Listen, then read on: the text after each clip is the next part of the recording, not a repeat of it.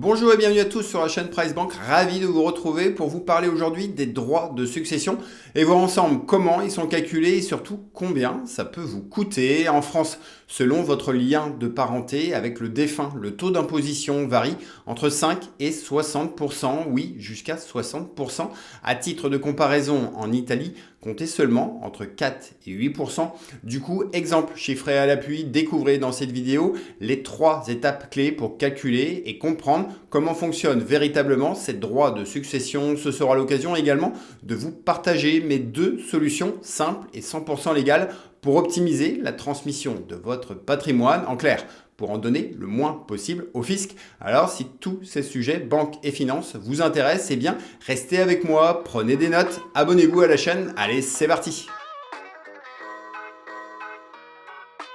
Lors d'une succession, la toute première étape consiste à calculer l'actif net taxable de la personne décédée. Pour cela, un inventaire complet du patrimoine du défunt est réalisé. Cet inventaire recense ainsi ses biens immobiliers, ses comptes bancaires, son épargne, mais aussi ses voitures, bijoux, tableaux, pièces d'or, ainsi que tout le mobilier et à tous ses actifs. On y déduit ses dettes et crédits.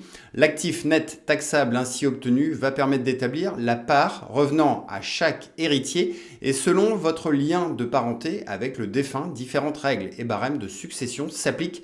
Premier cas de figure, un des plus fréquents, si la personne défunte était mariée avec uniquement des enfants communs au couple, 2 options s'offrent au conjoint survivant. Soit il choisit la totalité du patrimoine en usufruit et les enfants se partagent la nue propriété. Cette première solution est généralement la plus choisie et la plus protectrice pour le conjoint survivant. Sinon, seconde possibilité, le conjoint peut opter pour le quart en pleine propriété, les enfants récupérant quant à eux les 75% restants.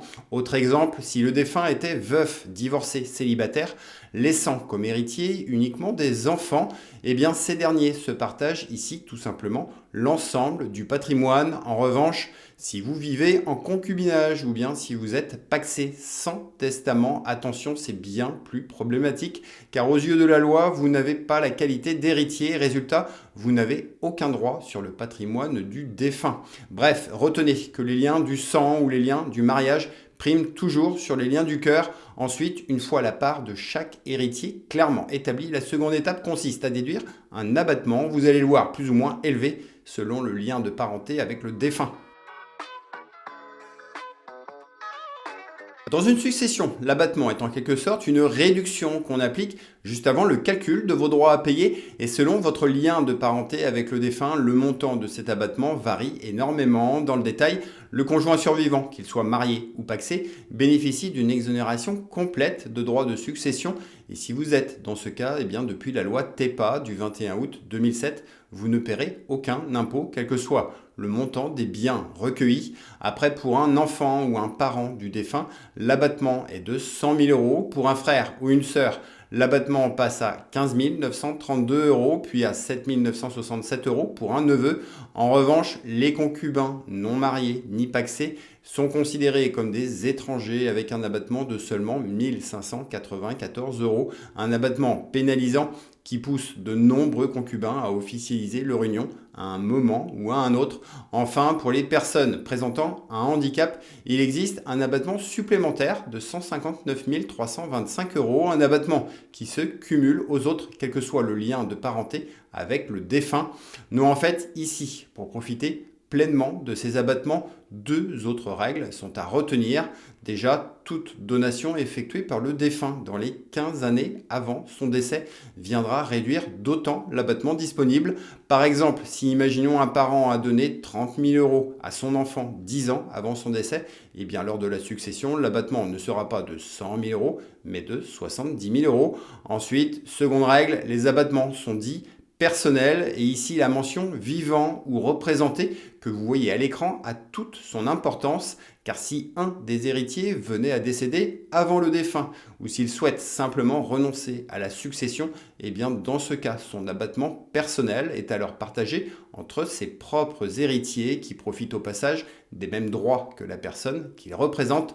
Au final, si vous comprenez ces quelques règles et subtilités, vous avez compris le plus compliqué. Et s'il vous reste des questions, allez-y, posez-les-moi en commentaire, profitez-en pour venir liker la vidéo. Et maintenant, dernière étape, reste à voir comment calculer le montant de vos droits de succession. Allez, c'est parti! Après application des différentes règles et abattements que nous venons de voir, chaque héritier est tenu de payer des droits de succession correspondant à sa part d'héritage. Pour cela, on utilise le barème des droits de succession, celui en vigueur au jour du décès, un barème dit progressif car il augmente par tranche, un barème surtout bien plus avantageux pour les successions entre parents et enfants que pour les successions entre frères et sœurs ou celles au profit d'un concubin, ainsi en ligne directe. Et après l'abattement de 100 000 euros vu précédemment, un enfant va payer 5% sur les 8 000 premiers euros, puis 10, 15 et jusqu'à 45%. Ici, la tranche à 20% comprise entre 15 933 euros et 552 324 euros est souvent considérée comme le taux d'imposition moyen, car cette tranche englobe en France la très grande majorité des successions. En revanche, entre frères et sœurs, le barème des droits de succession après abattement est bien moins avantageux, avec 35 voire même 45%, c'est encore pire entre neveux et nièces. Et pour les autres héritiers, c'est un véritable racket. L'État vous réclamera 60%. Du coup, pour faire vos propres calculs selon votre situation personnelle, vous pouvez utiliser tout simplement le simulateur officiel du gouvernement. Vous trouverez en description de cette vidéo le lien d'accès. Par exemple, pour un conjoint marié ou pacsé, on l'a évoqué tout à l'heure, ici c'est clair et rapide, vous êtes exonéré de droits de succession et il n'y aura donc rien à payer. Ensuite, pour un enfant et pour 200 000 euros hérités par exemple, répondez aux questions, puis le simulateur déduit l'abattement et les 100 000 euros restants sont soumis au barème progressif pour au final un total de droits de succession à payer de 18 194 euros. Autre cas, imaginons que c'est un frère ou une sœur qui hérite des 200 000 euros, et bien cette fois-ci, en dehors de certains cas d'exonération possibles entre frères et sœurs, ce sera, accrochez-vous, plus de 80 388 euros à payer. Enfin, pour une personne en concubinage ou une personne sans lien de parenté avec le défunt, eh bien les choses se gâtent bien davantage. L'abattement ici n'est plus que de 1 594 euros et l'État se charge ensuite de vous prendre 60%. Bilan des courses, sur les 200 000 euros hérités, vous devez régler à l'administration fiscale plus de 119 000 euros. Bon bref, selon votre propre situation, tâchez d'optimiser la transmission de votre patrimoine. Et pour réduire justement ces droits de succession, voyons pour conclure les solutions et stratégies qui s'offrent à vous. Selon le nombre d'enfants et la valeur de votre patrimoine, ne serait-ce parfois qu'une maison et un peu d'épargne, l'abattement de 100 000 euros peut très rapidement être consommé.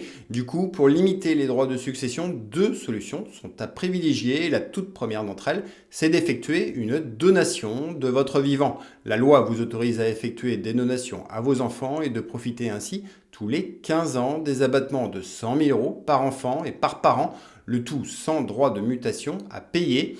À ces 100 000 euros s'ajoutent les dons familiaux permettant de transmettre aux héritiers en ligne directe jusqu'à 31 865 euros, sous condition toutefois d'âge à respecter. Au final, c'est potentiellement jusqu'à 131 865 euros à transmettre à chacun de vos enfants, sinon avec l'intervention d'un notaire. Vous avez également la donation en démembrement de propriété permettant de calculer les droits uniquement sur la valeur de la nue propriété. Autre possibilité, la donation partage permet de répartir son patrimoine de son vivant entre tous ses héritiers. Une stratégie intéressante pour éviter les nombreux conflits familiaux au moment de la succession. Et pour creuser davantage le sujet, je vous invite à regarder ma vidéo dédiée. Non, en fait, pour transmettre un capital à ceux que vous aimez dans les meilleures conditions, l'une des solutions les plus simples et les plus avantageuses demeure toujours et encore l'assurance vie incontournable. L'assurance vie permet de désigner avec précision les bénéficiaires de votre choix afin de leur transmettre à votre décès un capital hors succession. Comptez ainsi jusqu'à 152 500 euros par personne pour tous les versements effectués avant vos 70 ans. Au-delà de 152 500 euros, la taxation passe à 20%, puis à 31,25%. De leur côté, les primes versées après 70 ans sont intégrées à la succession après un abattement de 30 500 euros. Au final, la fiscalité de l'assurance vie se révèle bien plus avantageuse que le barème des droits de succession et le mieux sera donc ici de verser avant vos 70 ans. Ensuite, selon votre situation personnelle et vos propres volontés, pensez à multiplier les bénéficiaires avec par exemple 6 bénéficiaires au contrat. L'exonération totale peut ainsi s'élever à 915 000 euros. Dans tous les cas, veillez à toujours rédiger une clause bénéficiaire en bonne et due forme en mentionnant très précisément le ou les bénéficiaires souhaités. Bon, en synthèse de tout cela, vous l'avez compris, pour faire économiser des milliers d'euros à vos héritiers, et il existe encore à l'heure actuelle où je vous parle des solutions. Toutefois, ne soyons pas dupes, avec en France plus de 3 300 milliards de dettes, une réforme sur les droits de succession pourrait vite revenir sur la table dans les mois à venir. En attendant, donnez-moi vous votre avis en commentaire sur les droits de succession, sur les donations et l'assurance vie. En description, retrouvez notre lien d'accès direct vers notre club PBK pour profiter de tous nos outils pour optimiser vos finances en toute autonomie. Et si ce contenu vous a plu, eh bien grand merci à vous de venir liker la vidéo, de la partager autour de vous. Sur ce les amis, prenez bien soin de vous et de vos proches et retenez qu'avec PriceBank, faites les bons choix pour votre argent, pour des finances comprises et assumées. Ciao à vous les amis!